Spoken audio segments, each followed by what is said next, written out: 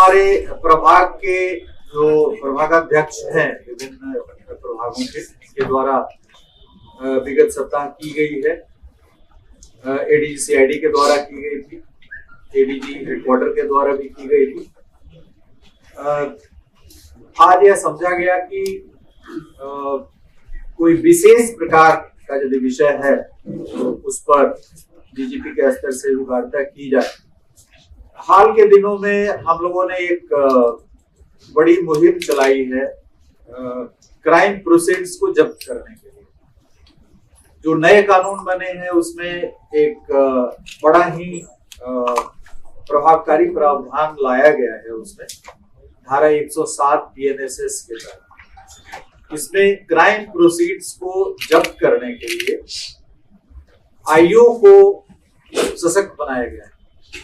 यदि किसी केस के अनुसंधान के क्रम में आईओ को यह पता चलता है कि अमुक व्यक्ति ने अपराध के माध्यम से संपत्ति चल या अचल अर्जित की है, तो आईओ को यह पावर दिया गया है कि आईओ अपना एक प्रस्ताव तैयार करके संपत्ति को चिन्हित करके उसकी विशिष्टियों का उल्लेख करते हुए और न्यायालय में उसमें भी ऑप्शन है, कोर्ट भी लिखा हुआ है, कोर्ट हैविंग जुरिसडिक्शन भी लिखा हुआ है, ट्रायल कोर्ट यदि ट्रायल चल रहा है केस का, ट्रायल के स्टेज में है तो ट्रायल कोर्ट में भी दे सकता है।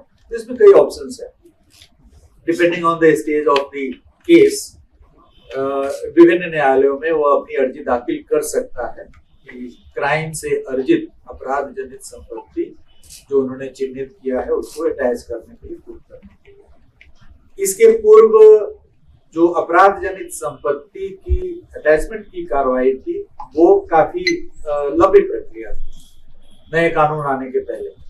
उसमें आप जिला के स्तर पे चिन्हित करते थे संपत्ति को, फिर जिला स्टेट के लेवल पे आर्थिक अपराध इकाई को नोडल बनाया गया था। आर्थिक अपराध इकाई में प्रस्ताव आता था राज्य के विभिन्न जिलों से।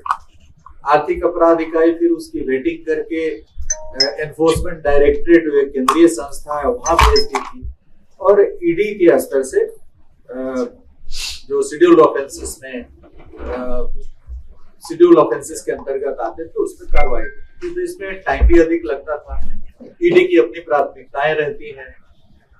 तो नए कानून में इसे व्यापकता प्रदान करने के लिए आईओ को सशक्त बनाया गया है कि आईओ अनुसंधान के क्रम में यदि पाते हैं कि किसी अपराधी के द्वारा अपराध के माध्यम से अकूत संपत्ति अचल संपत्ति अर्जित की गई है तो उसको अटैच करने के लिए, और प्रक्रिया को भी काफी सरल रखा गया है कि वो प्रस्ताव न्यायालय में समर्पित करेंगे, न्यायालय नोटिस इशू करेगा, 14 दिन का समय देगा उनको एक्सप्लेन करने के लिए, जो भी अपराधी हैं उनको, कि आप न्यायालय में आकर जवाब दीजिए कि ये संपत्ति आपने कैसे अर्जित किया है।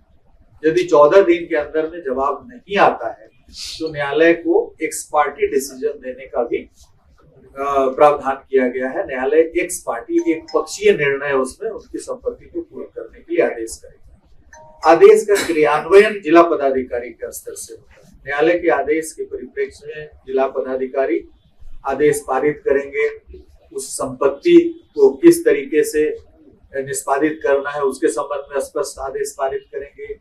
यदि कोई विक्टिम आइडेंटिफाइड है, यदि अपराध से पीड़ित व्यक्ति यदि उसकी पहचान हो जाती है तो उस संपत्ति को डिस्ट्रिक्ट मजिस्ट्रेट को 60 दिनों के अंदर विक्टिम के बीच में वितरित कर देना।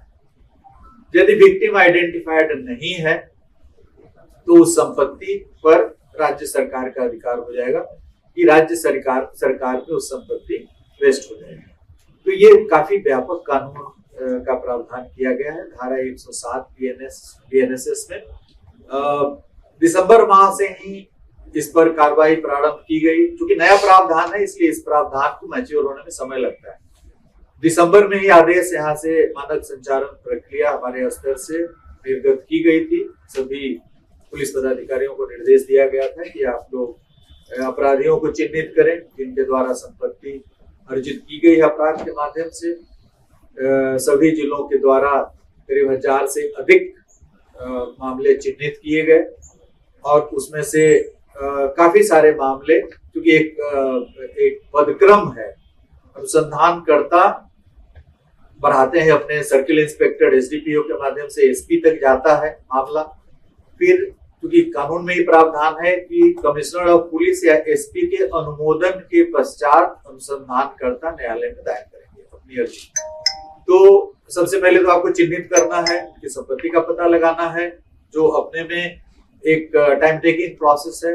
उसके बाद प्रस्ताव तैयार करके और जो पुलिस का पदक्रम निर्धारित है एसपी तक, उस पदक्रम में ऊर्ध्व पदक्रम में भेजना है। आईओ एसएचओ को लिखेगा, SHO circle inspector SDPO SP को लिखेगा। एसपी के यहाँ एग्जामिन होकर के उसको अनुमोदित किया जाएगा। एसपी के अनुमोदन के पश्चात आईओ कोर्ट में उसको दाखिल करेगा। कोर्ट में दाखिल करने के बाद कोर्ट अपनी प्रक्रिया प्रारंभ करती है।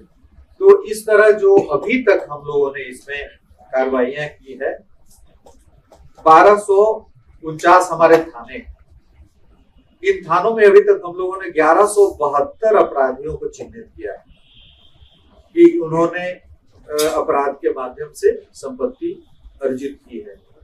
239 मामलों को अनुमंडल पुलिस पदाधिकारी मतलब एसडीपीओ के द्वारा एसपी को अग्रसारित किया गया और 212 मामलों में अभी तक एसपी के कार्यालय में विचार किया जा रहा है। 188 मामले ऐसे हैं जिसमें माननीय न्यायालय में प्रस्ताव भेजा जा चुका है। माननीय न्यायालय के विचाराधीन 188 व्यक्तियों के विरुद्ध, अपराधियों के विरुद्ध जो प्रस्ताव समर्पित किया गया उस पर विचाराधीन, और 4 मामले में न्यायालय द्वारा आदेश भी पारित कर दिया गया। मुजफ्फरपुर के 2 चर्चित अपराधी हैं जिन्होंने अपराध से काफी संपत्ति अर्जित की है और काफी लंबा आपराधिक इतिहास रहा है, उनके विरुद्ध सबसे पहले किया गया था और धीरे धीरे अन्य न्यायालयों के द्वारा भी इस दिशा में कार्रवाई की जा रही है। तो एक सबसे बड़ा प्रावधान है, क्योंकि अपराधी जब अपराध करते हैं, अपराध करके उनकी गिरफ्तारी होती है, गिरफ्तारी होने के बाद न्यायालय की प्रक्रिया प्रारंभ होती है। कुछ समय के बाद उनको बेल भी मिल जाता है, बेल पर बाहर आते हैं, फिर अपराध करते हैं। तो ये बार बार अपराध करते हैं, पुलिस फिर सक्रिय होती है, गिरफ्तार करती है। तो ये बार बार जो एक सिलसिला चलता है, इसका उतना प्रभावकारी इम्पैक्ट नहीं पड़ता है। यदि सजा हो गया तो फिर उस पर इम्पैक्ट पड़ता है, इसलिए सजा में भी समय लगता है। लेकिन ये काफी त्वरित प्रक्रिया है कि इसमें आप चाहे तो उनके द्वारा उन्होंने जो दर्जनों अपराध किए हैं, उस दर्जनों अपराध के माध्यम से जो उन्होंने संपत्ति अर्जित की है, उसको आप चाहे तो महीने भर के अंदर में, 15 दिन के अंदर में पूरी संपत्ति आप जब्त कर लें। तो इससे अपराधियों को अपराध करने की जो प्रवृत्ति उनमें है और जो मनोबल है उसमें ह्रास होगा, उस पर अंकुश लगेगा, एक डिटरेंस की तरह काम करेगा। इसलिए बिहार पुलिस ने इस प्रावधान को काफी कारगर ढंग से क्रियान्वित करने की दिशा में जुलाई, आप लोग जानते हैं कि 1 जुलाई से नया कानून प्रवृत्त हुआ है और 1 जुलाई के बाद दिसंबर में हम लोगों ने इस पे एसओपी निकाल दिया, निर्गत कर दिया और इस पे कार्रवाइयां हो रही हैं। डिस्ट्रिक्ट मजिस्ट्रेट मुजफ्फरपुर ने भी जो 2 मामले न्यायालय के द्वारा किए गए उसमें आदेश पारित कर दिया। तो इस मामले को, इस प्रावधान को, ऐसे जो भी सही मामले हैं उनमें सही ढंग से प्रयोग हो, इसके लिए हम लोगों ने ये किया है।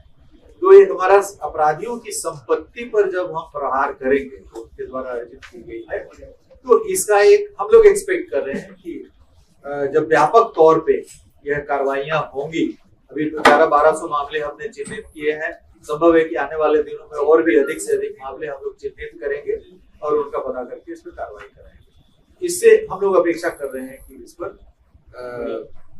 कारगर पहल के बाद इस पर पूर्ण प्रभाव दिखेगा और जो अपराधी है वो सोचेंगे कि हमने इतनी मेहनत से इतनी संपत्ति अर्जित की है और इस संपत्ति पर हमारा अधिकार नहीं है, विक्टिम का अधिकार हो गया या राज्य सरकार का अधिकार हो गया, तो शायद अपराध करने की प्रवृत्ति पर अंकुश लगाएगा।